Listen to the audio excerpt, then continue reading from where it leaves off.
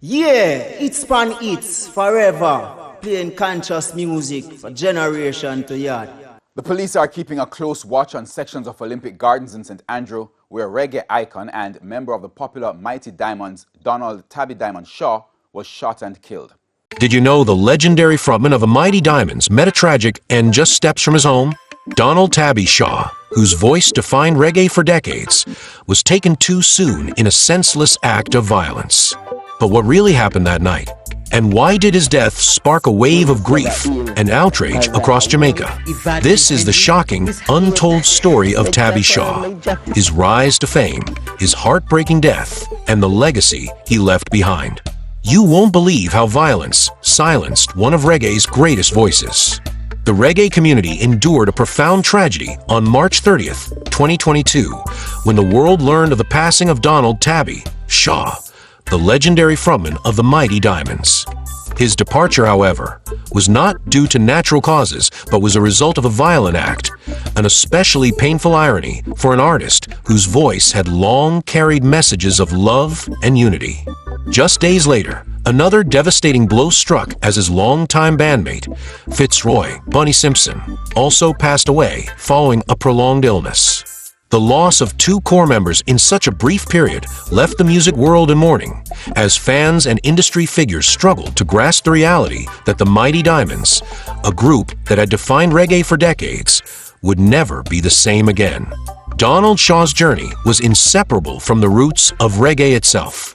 The Mighty Diamonds emerged in 1969 from Trenchtown, Kingston, a place synonymous with the genre's evolution.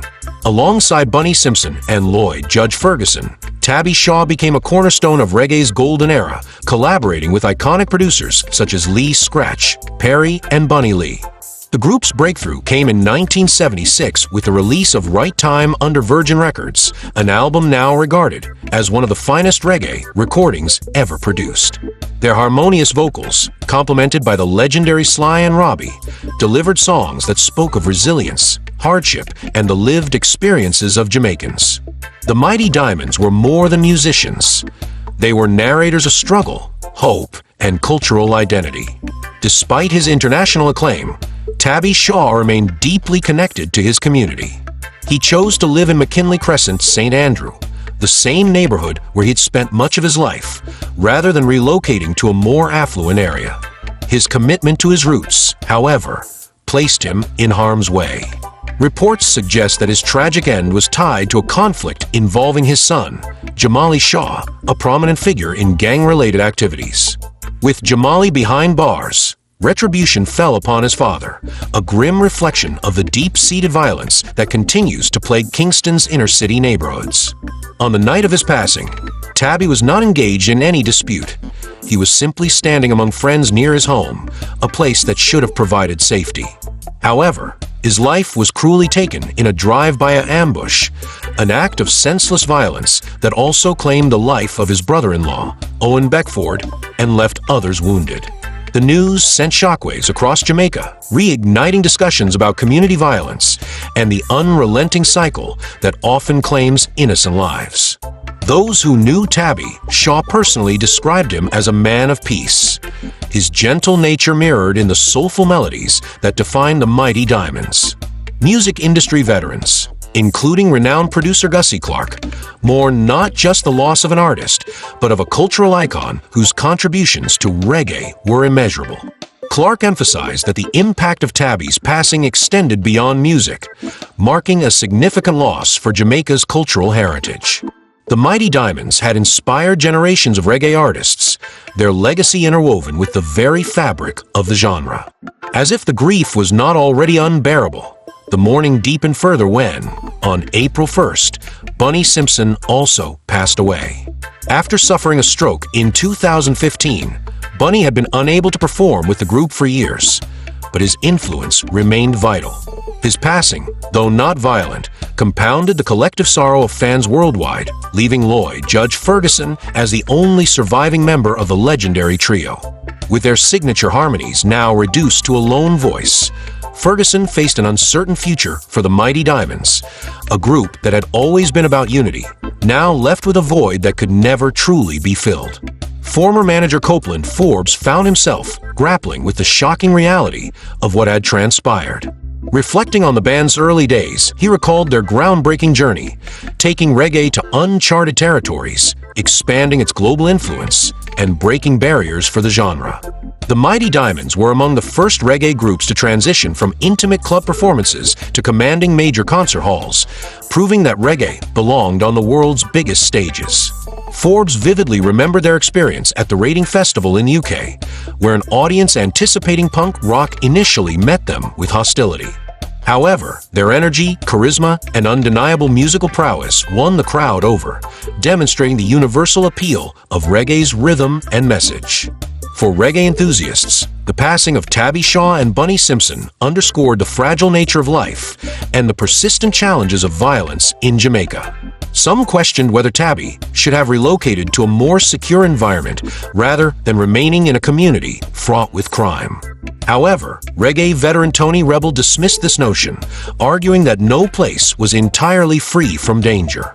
He cited the life-taking of Peter Tosh in his own upscale Kingston residence in 1987, illustrating that being a target often had little to do with location. Tabby's untimely demise was more than just another act of violence.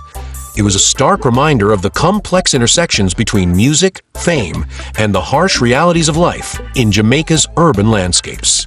As news of Tabby Shaw's passing spread, tributes flooded in from around the world. Fans, fellow musicians, and reggae historians took to social media and media outlets to express their sorrow and admiration. Many reflected on the deep impact of his voice, the indelible mark he left on reggae, and how his lyrics, once poetic reflections, now felt eerily prophetic. The Mighty Diamonds had long sung about societal struggles, the perils of violence, and the need for justice. Now, tragically, one of their own had become entangled in the very hardships their music had sought to expose. Though the Mighty Diamonds will never perform together in their original lineup again, their music remains timeless. Songs like Right Time and Pass the Couchie will continue to resonate, ensuring that Tabby Shaw's voice lives on. His tragic passing serves as a somber reminder of Jamaica's ongoing battles with violence, contrasting with the island's rich cultural legacy. Yet one undeniable truth remains. Donald Tabby Shaw was more than just a musician. He was a storyteller, a champion of reggae's enduring influence, and though his life was cut short, his music will echo for generations to come. Was Tabby Shaw's death a turning point for Jamaica's fight against violence? From Right Time to Pass the Couchie, his music was a beacon of hope, but his tragic end exposed the harsh realities of life in Kingston. What's your take? Should he have left his community? Or was staying true to his roots worth the risk? Let us know in the comments below. What's your favorite Mighty Diamonds song? And if you could ask Tabby one question, what would it be? Don't forget to like, share, and subscribe for more powerful stories of music legends who changed the world. Drop your thoughts. Let's keep Tabby's voice alive. Yeah, it's Span Hits forever, playing conscious music for generation to yard. Now big up It's Span Hits, straight from San Diego, man. Tabby Diamond says so. Cool.